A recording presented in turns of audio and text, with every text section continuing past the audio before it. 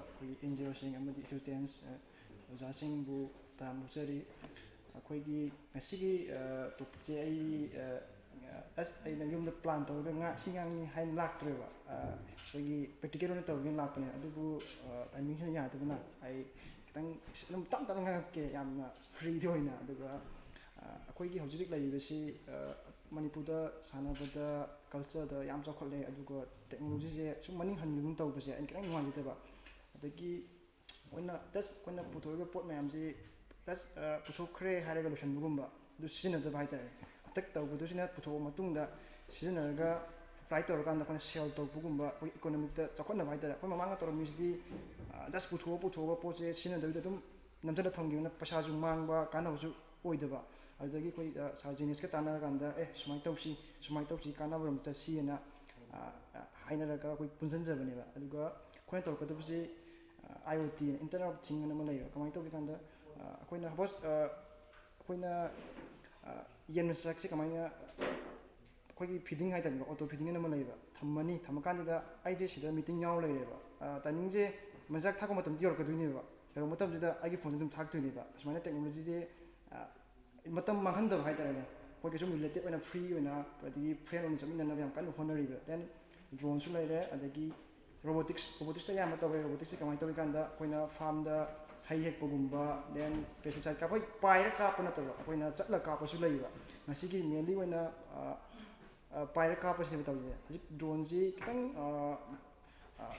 यारे हाइगसु खितंग मतम कुइना पाइबा यादुगुंबा अदुम खरा थेनरिबा इशू खरा हाइदि हाई कॉस्ट ओइबा अदु अखोइना खनरिसि अखोइना सारगदि कमाइना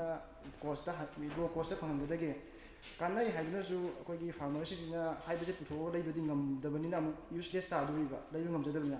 अदुना अखोइना सारकांदा सानबोरसु खग Right, I'm here. Kind of delay. Kameng Khunjog delay bako lamlai kin jagida. How's say why to get a robotics and drones kida kwigi hands-on workshop ma how's kana tori bako Nabard ka aduga kwigi Pandit Deen Dayal Upadhya Institute of Agricultural Sciences habdo adugi makhoi ka toraga collaborate toraga Nabard ka toraga kana how's hands-on experience ngasi day 29 Monday numisida kana tori bako ado si drones kumba robotics ki matang de koi kana khana nai na ko adigi koigi technical oiba kitang ka tare koigi demo gi type ta koi khara tawgadori ko adugi sigi ngasi lakkiba myam haitare ko adugi sum yeganjara ge ai myam ko nada ingon sum moina abetum invite over ona ejo abel lakjabani sigi de ko ado sigi se hojik nandalal gini magi se hojik drone je kana si sine hojik demo tawdo je ko calibration kana tawri ma hojik ado sigi se moi institute sigi koigi students yaure faculty me am yaure media persons me am yaure ko aduga drone je ko agricultural drone ai koigi imanaba albert ki haida ko nan commercial drone ai na su mamang hap kibudo aduduki adusu poraka do wali hojik malam bi de lere adu commercial drone dugi matang du detail oina albert masa yaung ko koi hajarake ngai biram ko ado sigi se koi dang drone pai ko khotpa tawgi home drone mai se albert ki ageno gi se ko nandalal gi se ado sigi se pai ko khotpa tawrakini ko yengalake me line no han bata line lo ga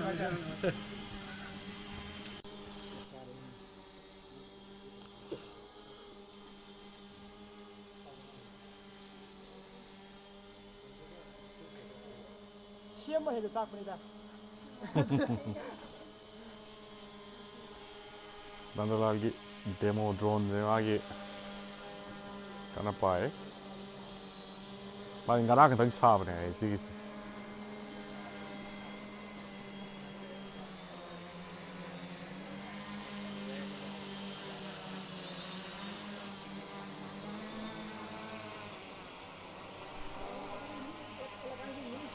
yang wang dari dah.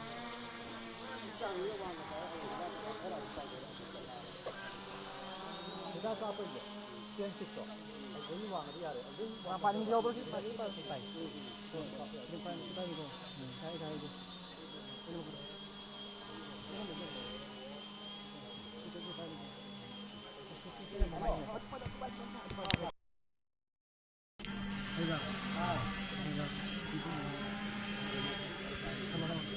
mai phơi thôi phơi thôi có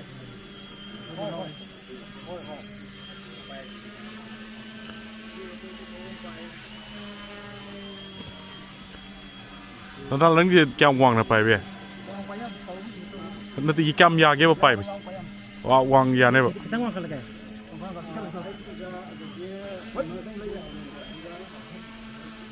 mai thôi nó không nhiều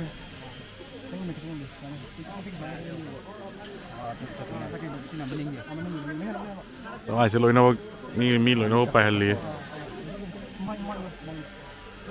mà thắc yêu rồi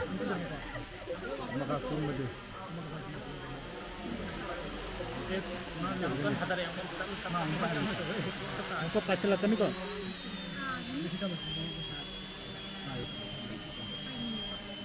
lagi gua orang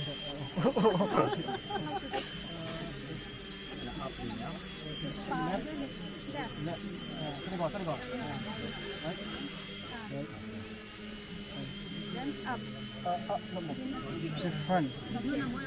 That. Video nama. Video nama. Solo selesai itu lah.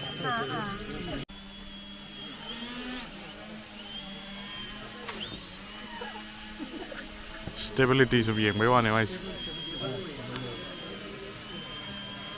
yang ini pai tu pai holo ya sini di sini loh kagak pai kagak tinggal di sini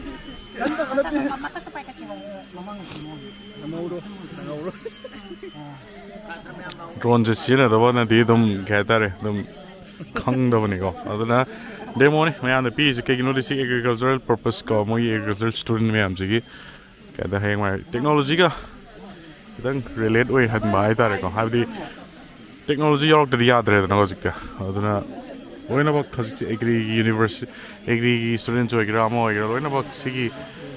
technical knowledge sama live दरकार वही बको अदु की नहीं जिक्का ना तो Rise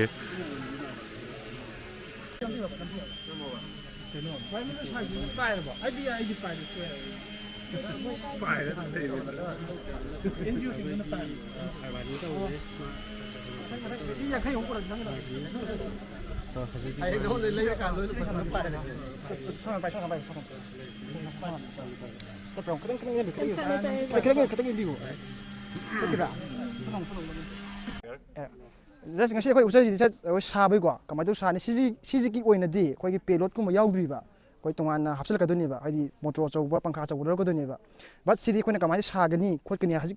kanna research ki project ne basina aduga ngasi man ngam baje kilometer mari mukti pabe ngame ba aduga magi payload se hoi gram sam mung kthar ne ba aduga magi altitude na kanoi ba 100 meter aduga magi range autonomous way bi ba koina thadok kan da ju yekthok thadok bi ba adu model security facility yaudri fighter adum katang speed teacher ko kya wind up speed che dum normal da yam normal dum ne ani chora ko nak chil ba kya mujhe na san sidang yang oi kan research out de par ga di dum chang pote policing yang kai mu da ni adi mangi du tha yam chang re adu sidi yam chang jai ta adi khang ma tu di chang da ba adu project bi thai matam da research ki yarom dum ne yam diu chat le controller ji matang di controller si ju that's normal da kasum high tech yaudri bi da jam jam bang that's basic kamai pa gi da gi do adu ko ta ni gps ke kilo na ba yaw ya sai gps yarom da di mapa da le ya roi ba ko ang ngao ching ga ni ba adu pha thami ni ba si yaw je camera da haptun ri external haptri ba just koi simple kamai sa ga dai kamai to bunu du tak bon adu hoji ama amuk la ka ni ba direct original sin na ba ma adu ma yim ni si adu kamai koi na kamai yom sa ka da gi du sin tak bon da koi sa ke to ba gi adu mai na koi normal ju lai bi je si di am tang lak da sakre ba asing ba do gi da camera me asing ba detail oi dira na ya lo oi dira hd di adum ama hela ni camera dang lai bi da lai bi hela ani adum la ani ba chang ani adu sum just koi sana ba gi hai ta sum practice to di dum kisam di hai ta adu ma gi si mina adu kitang atang ma battery ta di mukra kira ka tu ba adum sidi sana tu ni ba battery je hakala di payload hela ni kana mayam ukhalak tu ni ba adu share adu adi koi spray to mai sa ni khalak tu ni ba adu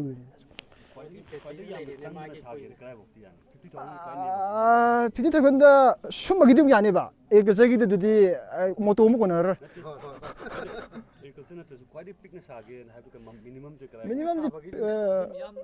ꯑꯄꯤꯛꯄ ꯑꯩꯈꯣꯏ plastic frame ꯑꯣꯏꯇꯥꯔꯒꯨꯝꯕ ꯑꯃ ꯁꯦꯝꯕ ꯑꯗꯨꯝ ꯌꯥꯏ ꯌꯥꯝ ꯁꯥꯕ ꯌꯥꯏꯕꯀꯣ ꯑꯗꯣ ꯑꯩꯈꯣꯏꯒꯤ ꯑꯃ ꯁꯤꯖꯤꯟꯅꯔꯛꯄ ꯍꯥꯏꯕ ꯑꯃ ꯂꯩꯗꯅ ꯑꯩꯈꯣꯏ ꯐꯪꯛꯁꯅꯦꯂꯤꯇꯤ ꯌꯥꯎꯔꯛꯄꯗꯣ ꯑꯗꯨꯗꯤ ꯄꯣꯠꯁꯦ ꯄꯤꯛꯂꯛꯑꯁꯨ ꯃꯥꯒꯤ ꯄꯨꯈꯠꯄ ꯉꯝꯗ ꯇꯥꯔꯒꯗꯤ ꯀꯩꯝ ꯀꯥꯟꯅꯗ꯭ꯔꯦ ꯑꯗꯨꯒꯤ